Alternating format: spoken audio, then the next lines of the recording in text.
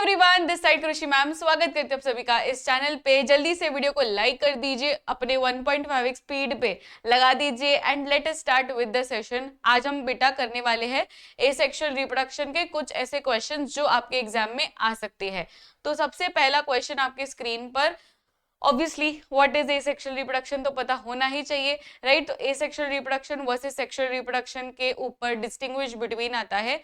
तो asexual reproduction मतलब क्या, जहां पर सिंगल पेरेंट इन्वॉल्व हो। कुछ ऐसे कैरेक्टरिस्टिक्स ना बेटा आपको याद होने चाहिए, जैसे कि नंबर 1 कैरेक्टरिस्टिक है हमारा कि इसमें सिंगल पेरेंट इन्वॉल्व रहता है, राइट। सिंगल पेरेंट इन्वॉल्व रहता है।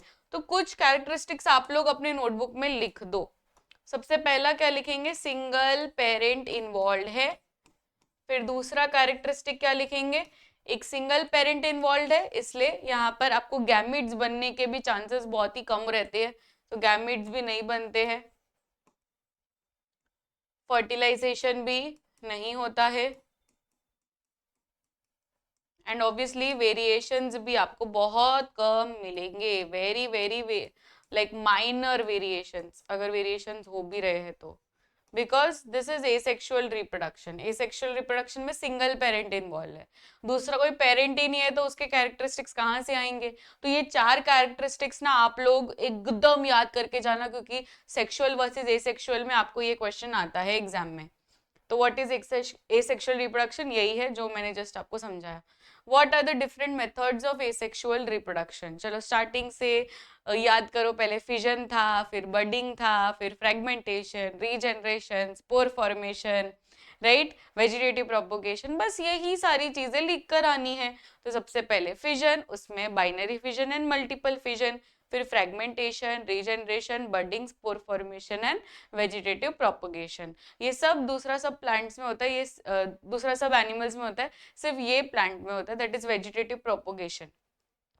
How does binary fission occur in organisms like amoeba and paramecium? Amoeba और पैरामेशियम में बाइनरी फिजन होता है, ये तो आपको पता ही है, पर ये दोनों में ना different type of binary fission होता है। अगर अमीबा की बात करें तो इसका देखो शेप ही नहीं रहता है, कुछ ऐसे इरेगुलर रहता है, तो इसमें आप कहीं से भी काटो वो 2 हिस्सों में बट जाएगा। इसलिए यहाँ पर हम लोग क्या लिखते हैं, सिंपल बाइनरी फिजन या irregular binary fission. Next is paramecium. Paramecium में क्या लिखेंगे, उसका चप्पल जैसा स्ट्रक्चर रहता है, राइट। तो इसको हम लोग ऐसे काटेंगे हॉरिजॉन्टली, इसलिए इसका होता है transverse binary fission. Transverse binary fission, तो यही लिखा है यहाँ पर। Next, what is multiple fission, give an example. अब बच्चों मल्टीपल फिजन मेजॉरिटी केसेस पे अनफेवरेबल कंडीशंस में किया जाता है। बेस्ट एग्जांपल है हमारा अमीबा। अब अमीबा वैसे तो बाइनरी फिजन ही करेगा, पर जब उसको लगेगा कि यार आजू बाजू की कंडीशंस ना बहुत ही बेकार है, तो वो अंदर ही अंदर न्यूक्लियर डिवीजन करता जाएगा, मल्टीपल न्यूक्लियर डिवीजन करता जाएगा, पूरा ही उसका बॉडी पूरा न्यूक्लियर डिवीजन से भर जाएगा, ठीक है।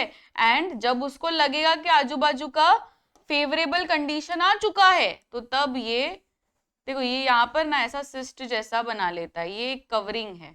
ये क्या है, ये एक कवरिंग है।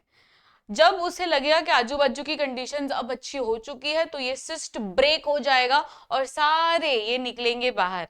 Those will be daughter अमीबे।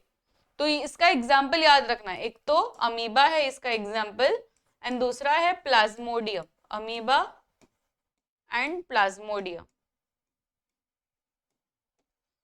हर एक एसेक्सुअल रिप्रोडक्शन के एग्जाम्पल्स याद रखना। देखो ये सब एसेक्सुअल रिप्रोडक्शन हम लोगों ने पढ़े हैं, एक एक एग्जाम्पल आपको एग्जाम में आता है। बाइनरी फिजन का एग्जाम्पल, उसमें भी ट्रांसवर्स, लॉन्जिट्यूडनल एंड इरेगुलर, तीनों के एग्जाम्पल्स पता होने चाहिए। फिर मल्टीपल, फिर फ्रेगमेंटेशन, रीजनरेशन, मतलब ऐसे मुंह पे याद होने चाहिए सारे एग्जाम्पल्स, ठीक है। कमेंट सेक्शन में मुझे सभी के एग्जाम्पल्स आप लोग बताना। तो बस आज के लिए इतना ही। Thank you so much everyone.